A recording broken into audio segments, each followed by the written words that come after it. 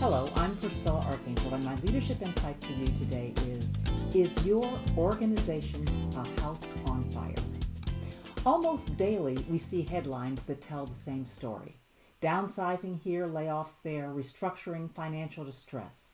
And we call them technical problems, but let's be honest, they are existential crises for many companies. And these situations don't belong to one industry or one size of organization. They hit corporations, nonprofits, universities, and municipalities. Anyone who ignores the early warning signs for too long, because a crisis rarely arrives without notice.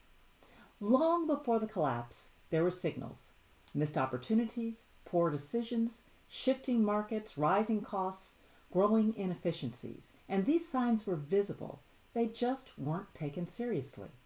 Until one day, the organization looked up and realized the house was on fire. If leaders had paid attention to the early smell of smoke, many of these fires could have been contained. Damage could have been reduced. Different decisions could have been made. Think about fire marshals. They don't wait for flames. They prevent disaster by inspecting buildings. They enforce codes. They identify hidden risk. And effective leaders do the same. They monitor the right indicators, not just getting more data, but meaningful data. They focus on leading indicators, the signals that tell you where the organization is headed, not just where it's been.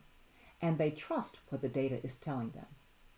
If you smell smoke, don't dismiss it because the report is inconvenient. You investigate. You ask harder questions. You dig deeper. What leaders must overcome, and what often destroys organizations, is inertia.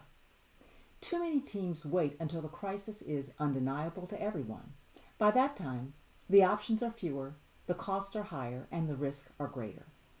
But even when the danger is recognized, another challenge emerges: alignment.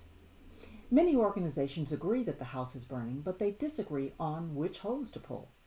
Without alignment on the severity of the threat and the strategy to address it, even well-resourced organizations stall. And that delay feeds the fire. At some point, leaders must confront a difficult truth. The cost of inaction is always higher than the cost of change.